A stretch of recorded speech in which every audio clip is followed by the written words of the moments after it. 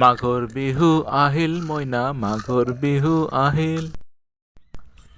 মাঘ বিহু আহি আপোনাৰ ঘৰৰ পদূলিমুখ পালেহি আৰু আপোনালোক সকলোৱে নিশ্চয় মাঘ বিহু খুব আনন্দৰে পালন কৰিম বুলি বাট চাই আছে।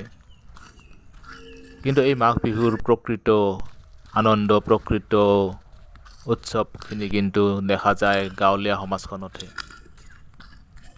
আহকচোন আজি আমি আপোনাক লৈ যাওঁ গাঁৱৰ সেই পথাৰখনত, য'ত মাঘ বিহুৰ প্ৰকৃত ৰূপটো উদ্ভাসিত হৈ পৰে আজিৰ অৰ্থাৎ এই সময়খিনিত, মাঘ বিহুৰ সময়খিনিত।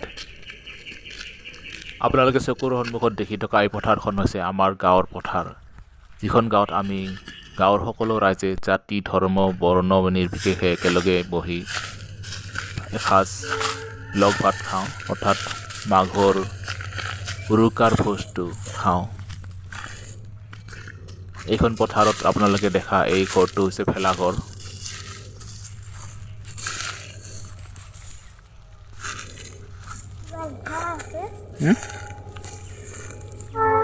যোৱাকালি এই ভেলাঘৰটো বনোৱা গ'ল আৰু এই ভেলাঘৰটো প্ৰকৃততে গাঁৱৰ সকলো ৰাইজৰ আন্তৰিক প্ৰচেষ্টাত গঢ় লৈ উঠে।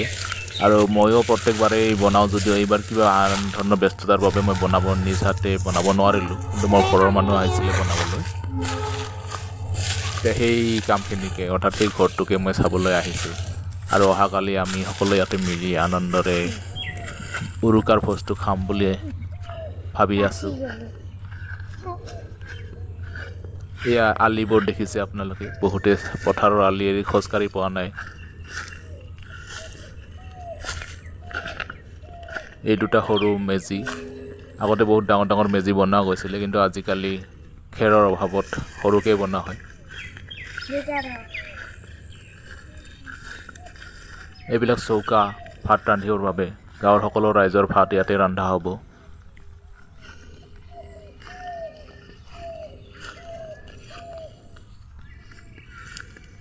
এই পথাৰখনে আজিৰ দিনটোত অৰ্থাৎ এই 3 দিন ধৰি আমাৰ সকলোৰে একতাৰ প্ৰতীক হিচাপে দেখা দিব।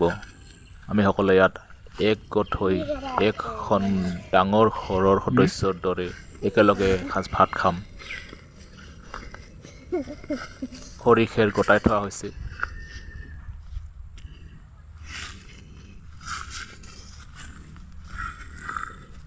অৱশ্যে এই খৰিখিনি কিন্তু ভাত ৰন্ধাত বাহিৰে যি জুই পোৱা কামত বেছিকৈ ব্যৱহাৰ হ'ব। এইটো ভেলাঘৰ, ইয়াতে ডেকাবোৰে বিভিন্ন ধৰণৰ আনন্দ উৎসৱ কৰিব মাঘ বিহুৰ ভোজ খাই উঠি। আমাৰ গাঁৱৰ ৰাইজে বনাইছে।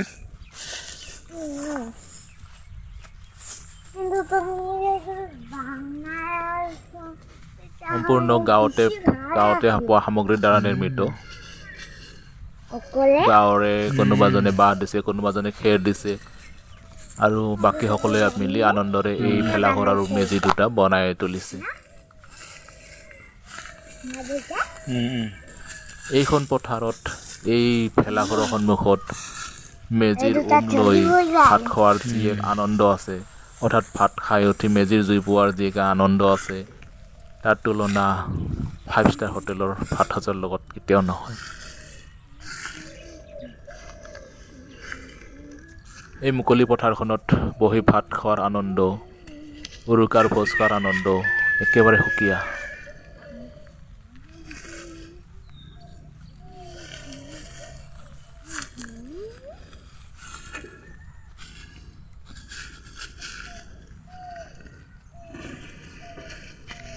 গ'লে আমি খুৰাক মাত দিম। আমাৰ মাইনাও খুব উৎসাহেৰে চাই আছে, এইবাৰ তাইও আহিব ভাত খাবলৈ ইয়াতে। বন্ধুসকল, আপোনালোকক আমাৰ গাঁৱৰ পথাৰখন দেখুৱালোঁ, য'ত আমি উৰুকাৰ ভোজটো খাম। এই ভোজটো একেবাৰে আমাৰ সকলো ধৰণৰ ভোজতকৈ বেলেগ। আমাৰ ঐক্য সংহতিৰ প্ৰতীক, আমাৰ গাঁৱলীয়া সমাজত থকা আনন্দ ৰং ৰহইচবোৰৰ এক নিদৰ্শন এই ভেলাঘৰ আৰু মেজিৰ। ইয়াত অহাকালি যি এক সুন্দৰ আনন্দৰ পৰিৱেশে বিৰাজ কৰিব, তাৰ তুলনা আৰু একোৱেই নাই। এই ধৰণৰ ভিডিঅ'বিলাক আপোনালোকে আমাৰ চেনেলত চাই নিশ্চয় ভাল পায়। আৰু যদি এই ভিডিঅ'টো আপোনালোকে ভাল পাইছে, তেতিয়াহ'লে ইয়াক লাইক আৰু শ্বেয়াৰ কৰিব আৰু লগতে যদি আপোনালোকে আমাৰ এই ধৰণৰ ভিডিঅ'বিলাক বেছিকৈ চাব বিচাৰে কমেণ্ট কৰি জনাব যদি মাঘ বিহুৰ ওপৰতে আকৌ বেছি ভিডিঅ' চাব বিচাৰে অৰ্থাৎ ভোজ ভাত খোৱাৰ দৃশ্য বা তাৰ পৰৱৰ্তী দিনত যি নাম গুণ গোৱা হয় মেজি জ্বলোৱা হয় তথা ভেলাঘৰটো জ্বলাই এই আনন্দৰ সফল সামৰণি মৰা হয় এই গোটেইবিলাক দৃশ্য আপোনালোকে যদি চাব বিচাৰে অনুগ্ৰহ কৰি কমেণ্ট কৰি জনাব তাৰ ব্যৱস্থা অৰ্থাৎ সেই ভিডিঅ' সেই ধৰণৰ দৃশ্যবিলাকো আপোনালোকৰ আগত অনাৰ ব্যৱস্থা কৰা হ'ব আজিলৈ সামৰিছোঁ আপোনালোকৰ সকলোলৈকে মাঘ বিহুৰ শুভেচ্ছা থাকিল সকলোৱে আনন্দ মনেৰে মাঘ বিহুৰ ভোজটো খাওক আৰু অসমীয়া হোৱাৰ গৌৰৱ অনুভৱ কৰক